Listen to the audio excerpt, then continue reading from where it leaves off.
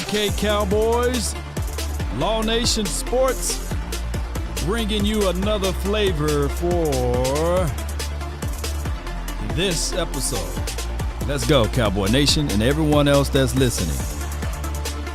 Cowboys Experience, we're going to have an exciting day today.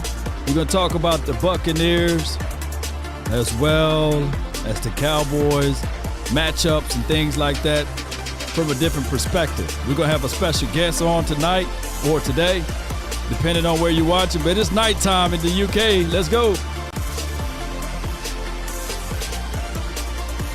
Yeah. Hey, yeah. There we go. Let's just bring Stan back into the building as well. Yes, indeed. What's going on, y'all? We got them starting off right away. Good. No long intro is needed, man. Hey, this is an important week, and I really appreciate everybody for jumping in and tuning in and being part of this. I can't wait for this football thing to kick off. Isaiah, man, appreciate you for jumping in, man. No problem at all, man. How y'all doing? Pretty good, man. Pretty good. We're doing good. You're on here with us. Yeah, I've had 3 coffees just to try and carry me through this evening. But you're all jacked up on Mountain Dew. You ready to roll? Yeah. It's basically you got to carry momentum from this forward on because you're living off 2 different time zones, UK and Central Time. That's you like double the Cowboys fan then, so you get bonus points. Well, just adding top of that, I was pretty much doing triple because I was in Greece last week, so try to keep up with 3 time zones. Oh wow! Yeah, and Mount Olympus as well. Oh yeah, that was pretty. That was pretty cool though. That was pretty cool. Did you bring the torch down with you? Oh yeah, man. I'm like a Greek god right now. Come on. Yes, indeed, man. Yeah. So this is the week 1. So how y'all feeling, Paul? How you feeling, man? What, we gonna be 1-0?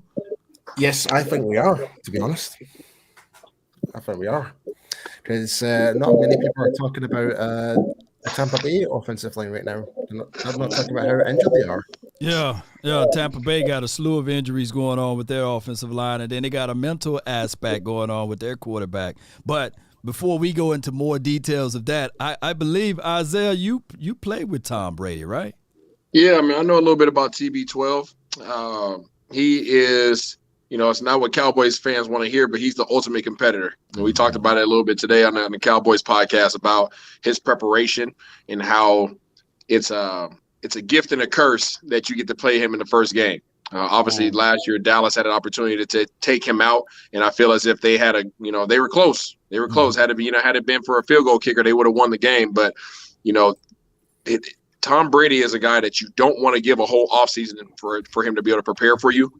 But he's also the guy that you want to face at the beginning of the season to not let him get ramped up. So it's kind of a double-edged sword there. He will be prepared. You guys are absolutely correct that his offensive line is beat up. His best offensive lineman retired. And then you had, a couple guys, one of his other all-pro guys go down with the injury with the ACL. And then I think he has 1 or 2 other guys that are trying to get back for this game. So he is definitely beat up on that front line. But one thing that I know about him, having played quarterback and receiver, so sharing those meeting rooms with him, is there's nobody that's going to step on that field with him that's not prepared to play. Wow. Regardless of how talented they are, regardless of how much they can handle their individual assignments, he's going to have that offensive line playing as a unit. And if you're going to beat him, he's most likely going to make you beat him on the outside. So D-Law, Sam Williams, Dorrance, all those guys are going to have to really eat, because one thing TB12 hates is pressure right in his face. Wow. And I don't think he's going to allow that. So his only kryptonite is pressure inside the middle, like going through the A and B gap. You can't really flush him outside, right? If not, then he's going to climb the pocket and he'll tear you apart. Now, they got some acquisitions. Julio Jones, he's long in the tooth as well, but he's a guy that's seasoned, right? And the other guy, Mike Evans, who disappeared last time we played against them. So who do you think that he's going to utilize? Because he don't have a Gronkowski for this year, nor he have Antonio Brown, and those 2 guys ate us alive. Yeah, so it's funny as you bring that up. I don't think that I don't think that Allen he didn't. I'm sorry, Mike Evans. Mike Evans did not show up. Right. Is this Trayvon did show up, and he's going to have to do that again if he wants to negate what they are capable of doing offensively. If you allow Mike Evans to get going, so I do believe that Trayvon Diggs will shadow him once again this game. But best believe Mike Evans and the rest of Byron Leftwich and whoever else is calling plays over there is going to have something schemed up to take advantage of the aggressiveness of a Trayvon Diggs. And that's where not playing in the preseason can really work against you, because you're so anxious, like Genuine, that you want to go up there and get an interception, that they might take advantage of you on some double moves and things of that nature, just because he hasn't had those reps in a game to this day, in terms of this offseason, to be able to say, okay, let me shake those cobwebs off. Now, when you make those mistakes, they matter. And that's the disadvantage to your starters not playing early. In terms of some of their other weapons that you guys mentioned, Julio Jones, he's up there in age, but if there's anybody that can help him have a resurgence, it's TB12. And one of the areas that I think that he's going to be most advantageous or most dangerous is going to be down there in the red zone. And you think about the aspect that, if Mike Evans is getting shadowed by Trayvon Diggs, okay, now you're saying, okay, is Jay Lou even going to be healthy enough to play in this game with his hamstring woes? So let's go ahead and say Jay Lou, even if Jay Lou does play, you're putting Julio Jones or Anthony Brown on Julio Jones in the red zone. A little bit of a size disadvantage there against the best quarterback at throwing back shoulders and high balls, jump balls. So that's the disadvantage. And then one of the areas that nobody's really talking about is their scat back in Giovanni Bernard. Okay. Name a time where Tom Brady's never had a scat back that he's utilized successfully. Right. So that's his new weapon. That's and then there's James White, huh? Yeah, I was going to say that. He's got that James White about him. Yeah. Absolutely. And Giovanni Bernard has never had a quarterback like that. But then you look at their tight end position. You got Cameron Brate, you got Auden, the young tight end, and then you have old school Rudolph. Big Rudolph. Oh yeah, that's right. They did sign him. Yeah, they picked him up. That's right. So Rudolph is, you go back to his time in Minnesota, he is Mr. Red Zone, right? So you start looking at, if you allow these guys to work the ball down the field and get into that red zone fringe, now you're having to really deal with some of their veteran guys that can figure it out over within a 10, 15-yard span. No doubt, man. Oh my goodness, man. No doubt. Paul, what you got on that? In terms of the team or the banner there, it just popped up. Whatever you want to throw out there and see if Isaiah can catch it.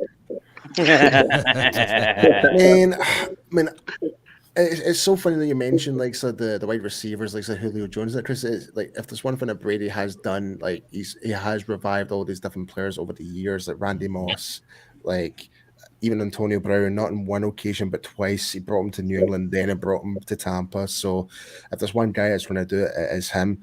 But by the life of me, we cannot, as a Cowboys fan, we cannot let Tom Brady become undefeated against the Cowboys in his career. We need to give him that one loss. So that's all I've got to say on Tom Brady right now. We just need to give him that one loss right now. Yeah. No doubt. We got to give it to him.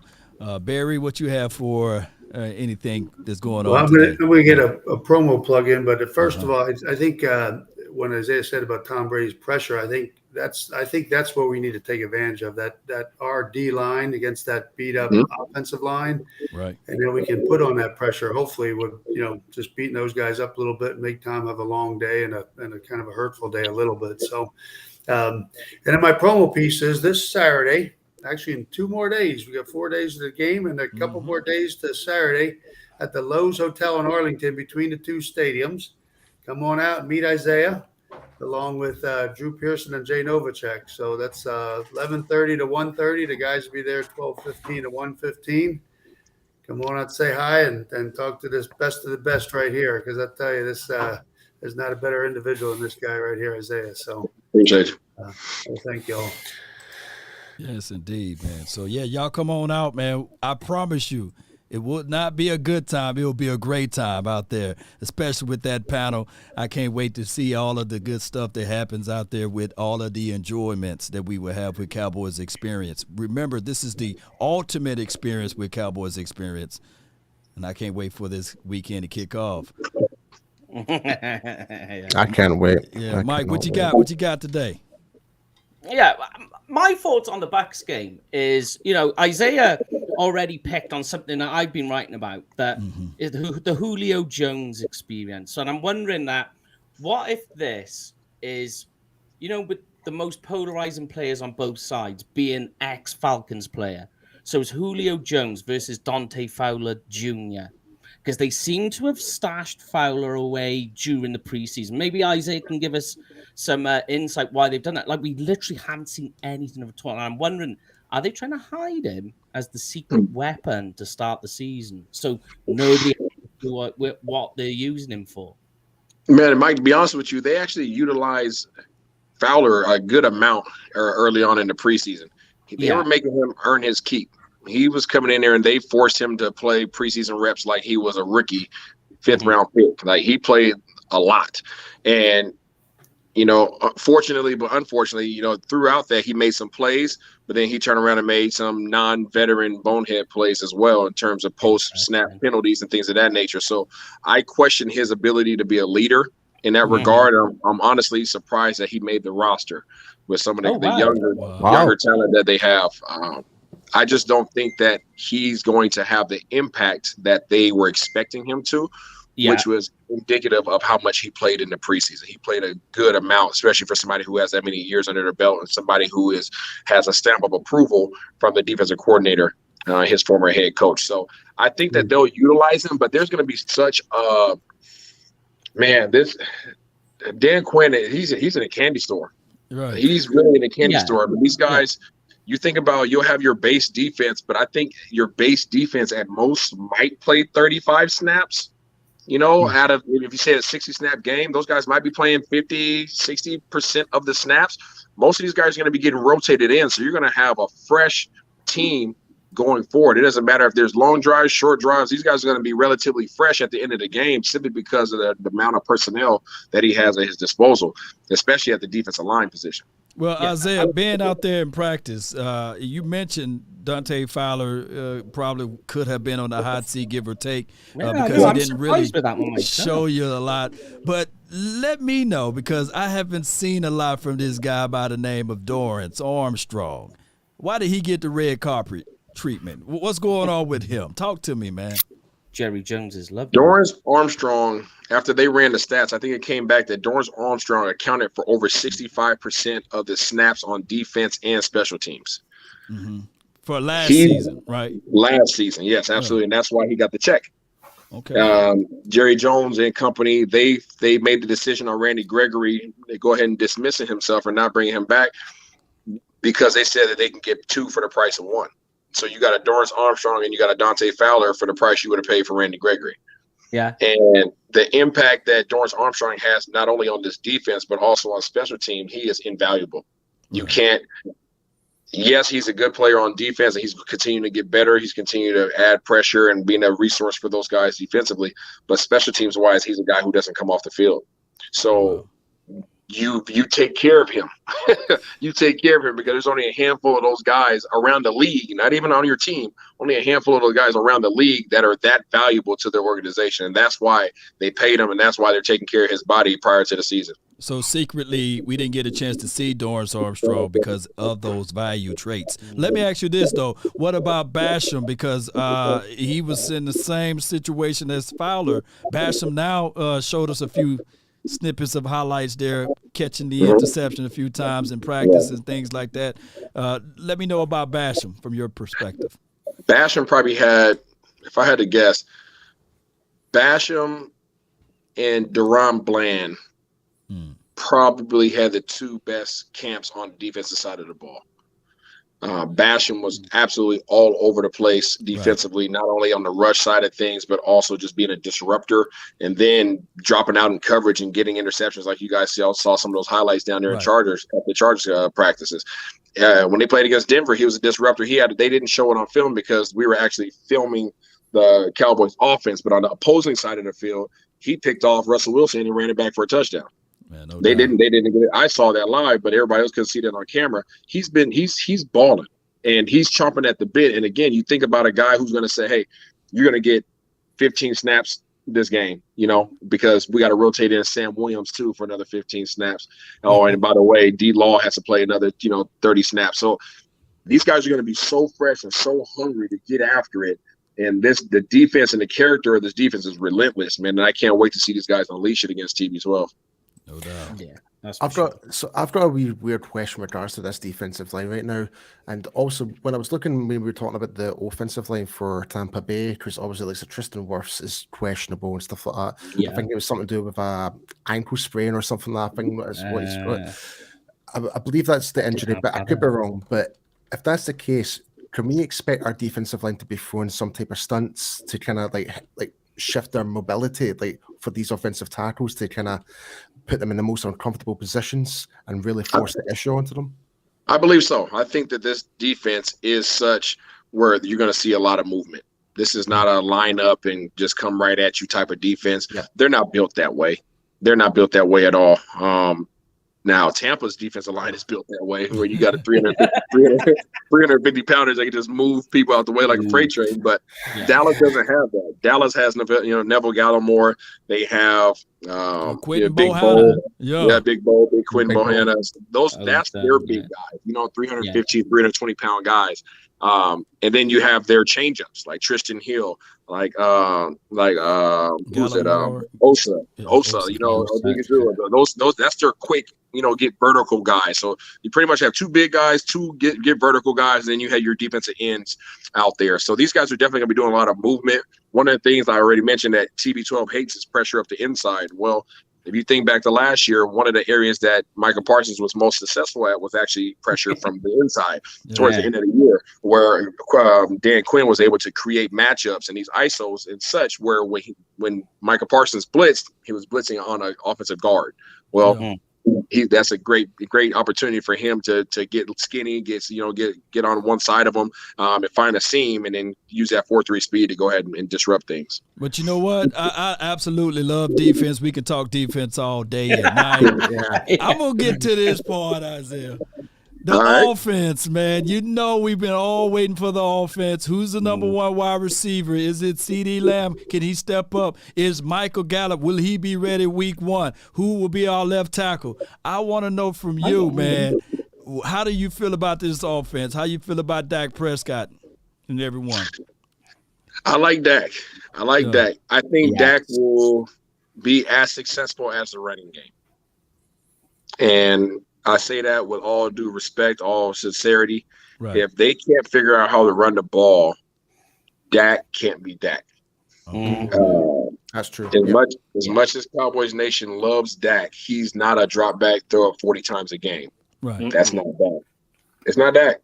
He will do it if he has to, of course. Kellen Moore loves to throw the ball, but he is a play action quarterback. Right. Yeah. He's most effective when he's able to play off play action. He is damn near unstoppable when he has a running game that's effective. Yep. And he was the same in Mississippi State. Yeah. So that's what you have. How he did it. That's what you have. So Dak is in good shape. He's healthy. One of the encouraging things that I saw from Dak was that he's actually willing, not only able, but he's willing to cross the line of scrimmage now, utilizing his legs. He has that confidence back seemingly again. Right. That stems all the way back to early on in camp. So that was encouraging to see, because that's another threat. Now everybody might hold their breath when he crosses the line of scrimmage, but that's a whole other deal. But it's good to see that his mindset, he's at least willing to do that now. Faith, yeah. I call it the magical number for Dak Prescott is anywhere between 25 and 27 attempts. Now, on the high end, yes, he can throw the ball around, but it's not the outcome that we're looking for out of the kind of caliber of passive that Dak Prescott is. Now, when we get to running the ball, that weird numbers when we have more than 30 attempts or what have you, he's like actually 30-0. But that number right there, we all get it. I want this team to be a run-first offense. Nevertheless, the problem that we can see is that Kellen Moore, will he be stubborn enough or willing enough to be that run-first type of offense with Tony Pollard and Ezekiel Elliott and all of those boys? What are your thoughts on Kellen Moore?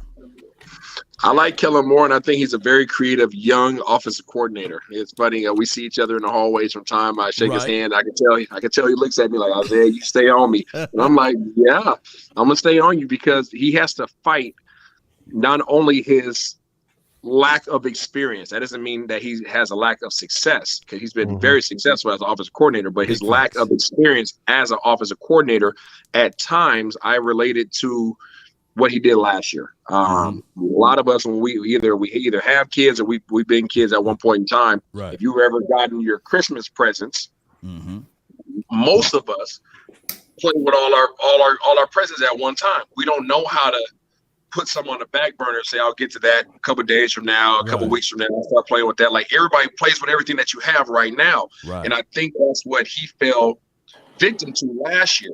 I refer to it as somebody getting in their bag. He was in his bag. He had all kinds of formations, motions, and misdirection, and all kinds of just nice jazzy plays. And then 6 games into it, defensive coordinators are actually pretty doggone good in the National Football League, and they figured it out. Right, so I think that if he slow trickles, I consider it like an IV drip. If he IV drips out his some of the things he's been working on this offseason, then I think that this team would be in a lot better position, because he is a very capable, very creative, very smart offensive coordinator. But I think that he just has to find a way to pull back the reins just a little bit in terms of jumping it all out, because he has so much. He's so excited, and he has these weapons, and he wants to do all this. But hey, take your time. Show them a little bit of what they've already seen. Do some trickery off of that, and then slowly introduce some other stuff as you go, because it's a long season.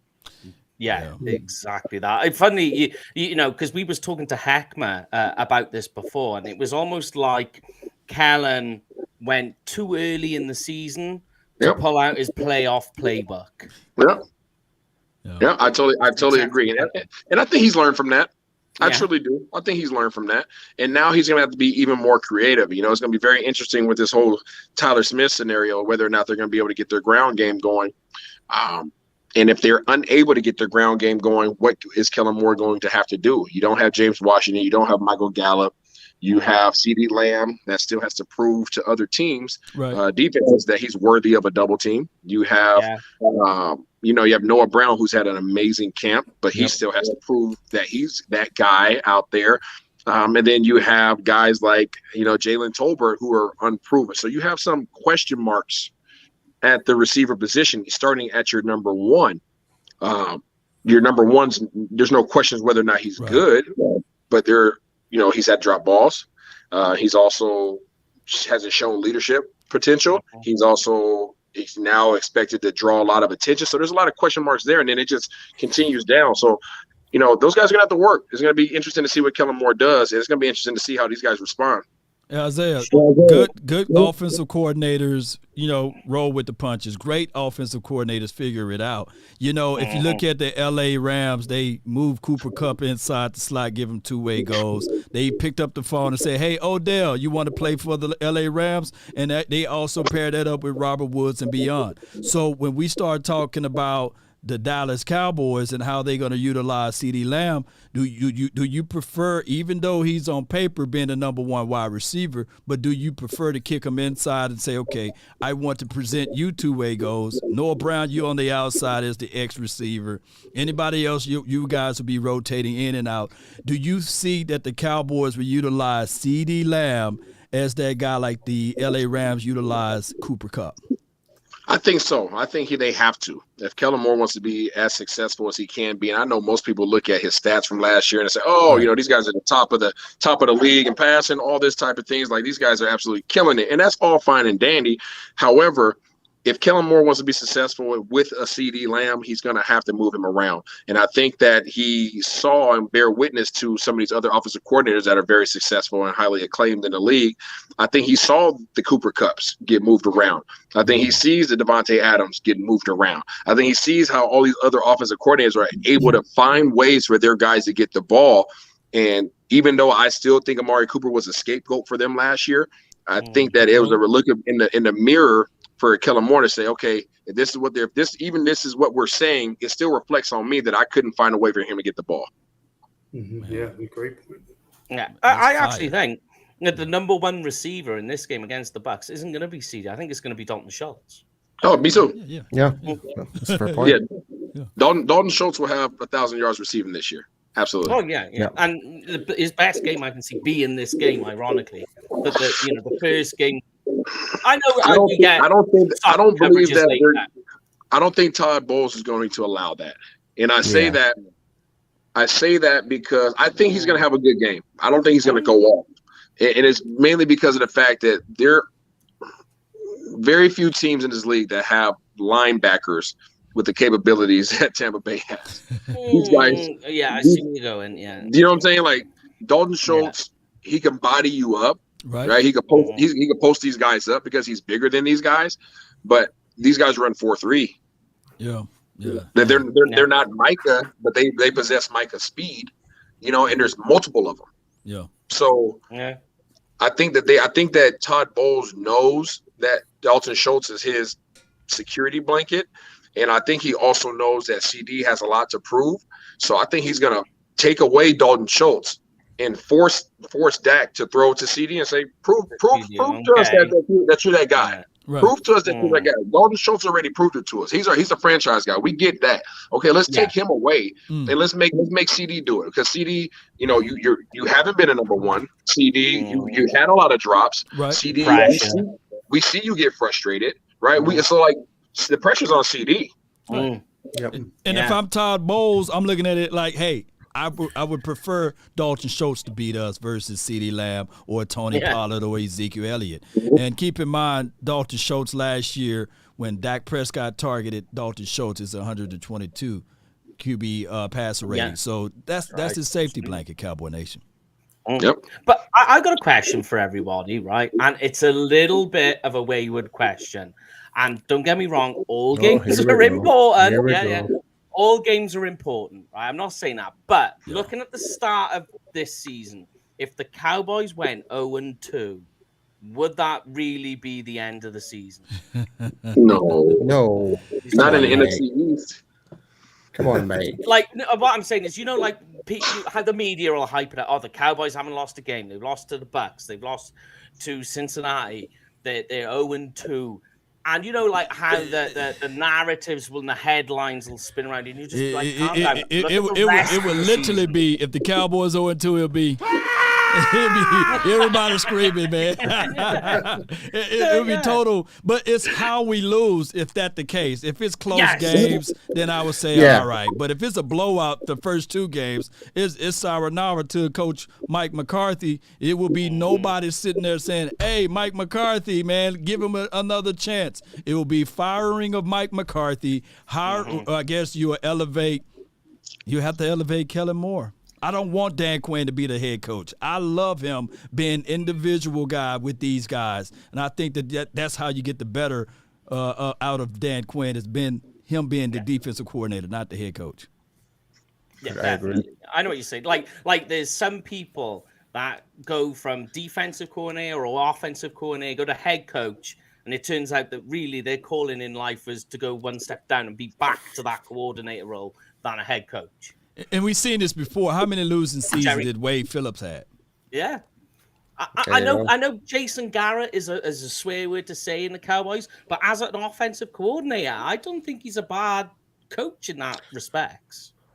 I know it's a swear word. Mike, you need more coffee. Mike, I've just came back from Greece, and this is what I've had to walk into. Come on, man. I'm just saying. No, I'm only messing, man. No, but I hear what you're saying. Like, the early part of Jason Garrett, yeah, I agree with, but the later part, as a head coach, and as a head coach, But when he had every opportunity at the Giants and had to do something, and it never worked out for him. Yeah, that was yesterday. Yesterday's over. Let me ask you this, Isaiah. You've been here for a long time, in and out with the Cowboys or what have you. I say this. I think that this team is unique. I think that this team is different. The only thing that kind of remains the same is the offense.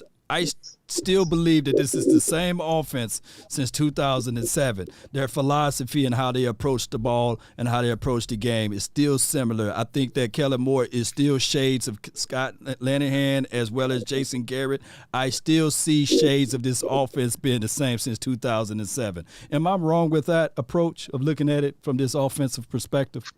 I would disagree. Okay. I would disagree, mainly because Jason Garrett he had a numbers system.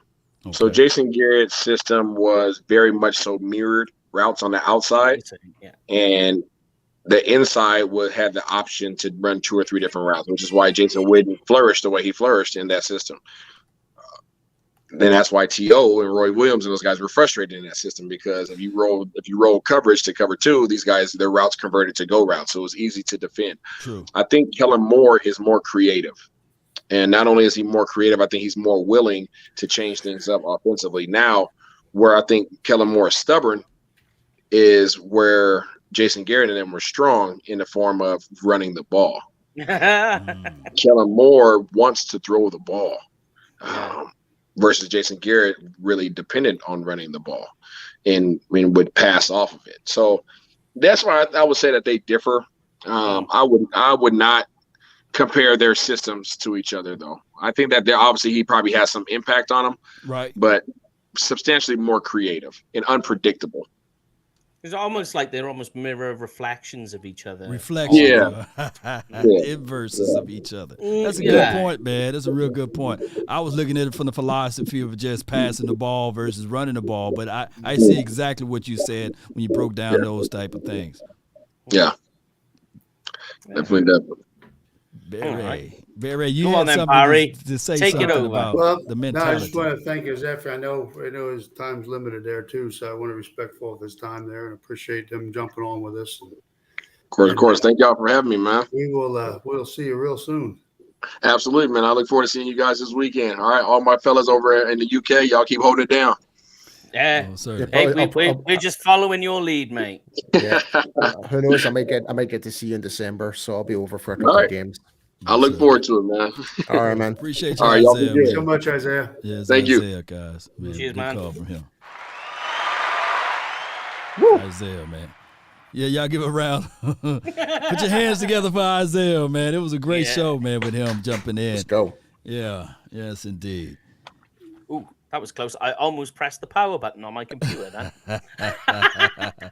Hey, prediction, dog, we let him go without giving him. Oh, yeah, that's right, yeah. Oh, my. Well, I think he said the Cowboys going to win by 15. Right? Yeah. Let's put this question back up for everybody. So, we'll get everybody to get their answers in as well. What do you think the final score will be this weekend? But go on then, Law, because you haven't given yours. What will your final score be then? I was going to wait to the day of the game. All right, so the final score, the Dallas Cowboys will have more points than the Tampa Bay Buccaneers. Okay. I like that. Early estimate. Yeah, we will end up winning this game. I truly believe we will rip open the Tampa Bay Buccaneers and let them know that the Cowboys are here. We're going to make sure that everybody know that this whole Tom Brady is undefeated versus the Cowboys are now out the window. And Dak Prescott, this will be the opening for Dak Prescott to showcase his name, his talent out there in the NFL, because no one threw for more touchdowns than Tom Brady last year or yards. So I'm looking at it like that this Dallas Cowboys team will be victorious this weekend. Yeah. What about you, Paul? I agree. I think they take advantage of the offensive line. I'm going to say, they knocked on the door last year down there in Tampa. This year, I think they opened the door and kick it in, and 23-20 Cowboys. Ooh, 23-20. Let me write this down for Barry, man. 23-20. Oh, mine is a lot more different. Yeah. What you got, Paul? What you got? Okay, so for my prediction, I'm going 38-28 Cowboys. I gave that prediction yesterday. Man, high-scoring game. Wow. Yeah, reason for that is because we don't know the state of our O-line, and we don't know the state of the Tampa Bay O-line. Right? And both of those defensive fronts, they're put a lot of pressure on, and It could be pick sixes galore. We don't know. There could be special teams performance from Turpin. We don't know. Right. That there's just so many question marks in this game. I think it will be a high-scoring game with that being in mind. It's going to be chaotic, but I think it's still going to be a Cowboys victory. I think we still have enough to beat Tom Brady and isolate their offense. Okay, I got you. 38-28, Paul. Yeah, I've got you down for that. Mike, what you got? I think I'm going to go somewhere similar. I'm going to say 21-28 Cowboys. 21. Okay, 28-21. Yeah, 28-21. Sorry. Yeah. I'm going in alphanumeric order. So I do apologize. No worries at all. Cowboys nation. Yeah, A win is a win, right? Yeah. I mean, like, this is just like a perfect game, I think, where do you know what? I wouldn't be surprised if this is a game where Zeke and Tony Pollard both get 100 yards. Potentially. I'm not saying in pure rushing yards. I mean total yards. Oh, total yards. Oh, total yards. Well, yeah. 100 yards each. Rushing yards are very debatable. It just depends. Yeah. It depends on our O-line. What we got to do is got to bounce it to the outside. You can't run into the teeth of that Tampa Bay Buccaneers defense. Yeah, especially in the left gap right now. Because if McGovern's starting right now, there's just like we don't know if we can even get the ball behind the line of scrimmage. And this is no criticism to Conor McGovern because he is literally being like a 20% player because we still don't know what his best position is in the O-line. So even if you put him at left tackle or right guard, he's only playing 20% of his best capacity. So say, for example, you want to move Zach Martin from right guard, who plays 100% right guard. You're only going to get 20% best of him from a different position in that O-line. So that's where that's the kind of point of view I'm taking here. So we just don't know where McGovern's best position is, and he's been Well, I got it. His best position is at right guard. We got Zach Martin there, and he's screwed because of that. Yeah. It's like they say, you need the 5 best guys in the 5 best positions that they play. Yeah. Oh, you talk about just put the best 5 out there. Best 5, yeah, in the best position. I mean, like, how would you line your offensive lineman up then, Law? How would you do it? If it was my world, if you had a healthy Tyron, of course, he would be the left tackle. Yeah. Of course. All right, so what I would do here, if Jason Peters was ready to play, I would have him as my left tackle. Of course, my left guard would be Tyler Smith. My center would be Conor McGovern. He got center's skill sets. And then, of course, Zach Martin and Terrence Steele. I think that would be our best 5. Interesting. So let's say Peters is off the table because he's not going to be inducted into the playbook quick enough. Right. Now what are you doing? Now what I'm doing with my best top 5. For top me, 5. Go ahead, Paul. You got it. Yeah, for me, you would have to put Tyler Smith out. Yeah. Unfortunately, because I don't see Josh Ball being the answer for that.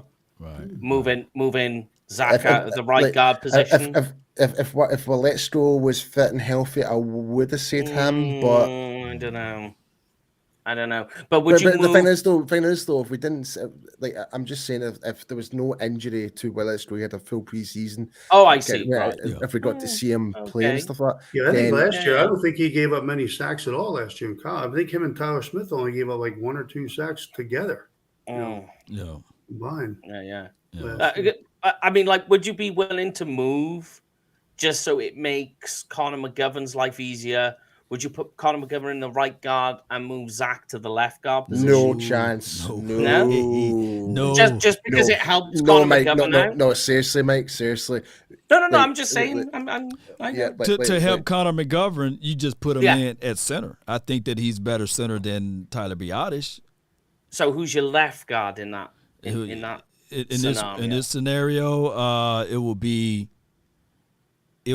Tyler Smith, and it will be my left tackle would be Terrence Steele, and my right tackle would be Avante Collins. Oh, okay. So you bring him up from the practice squad for that one game then? Right, if that world exists as relates to my best 5 if Peter's not here. Yeah.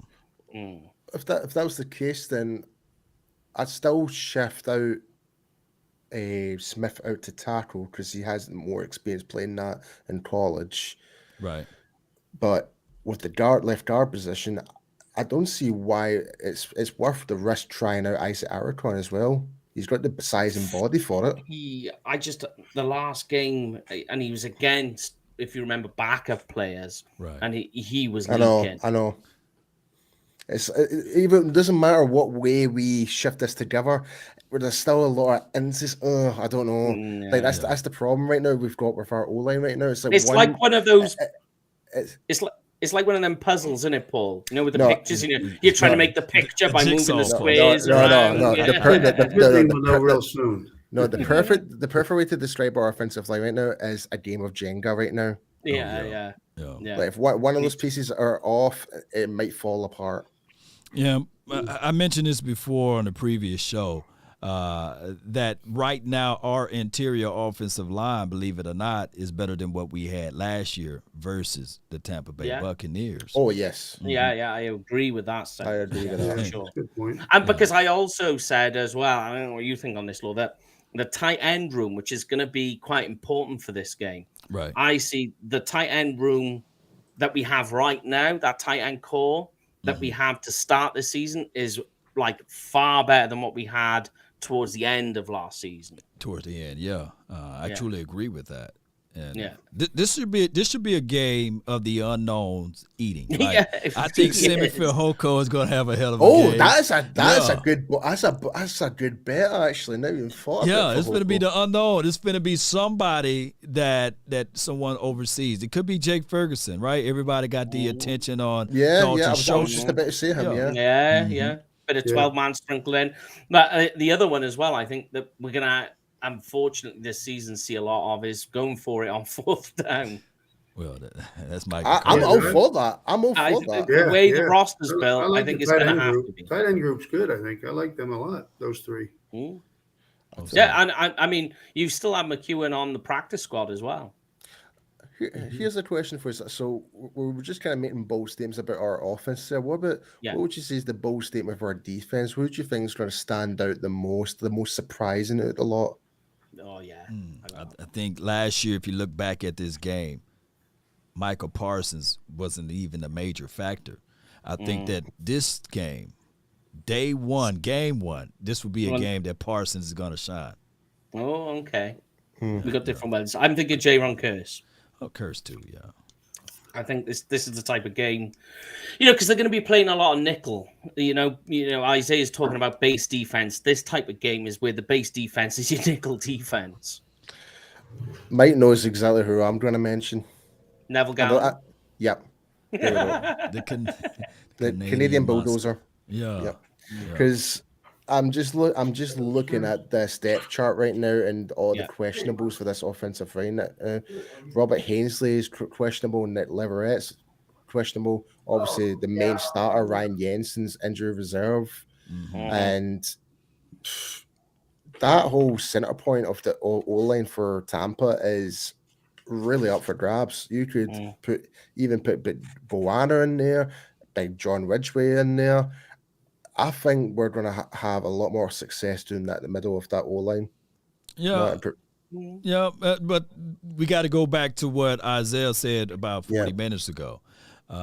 We can't give Tom Brady the same look nor the base look. So we're going to have to showcase variations of blitzing through the A-gap, pressure on him, and that comes from Parsons. I would even throw in Sam Williams would get him a sack this weekend. I think his raw strength and go up like a Tristan Wirth would be quite something because, again, I think it is a high sprain ankle on that when you've got an absolute powerhouse. The bull rush to really put pressure on that leg, like going in the back foot and the pass protection, that could be something that could really trouble Tampa as well. Wirth's is marked down as a torso injury. Torso? Even worse.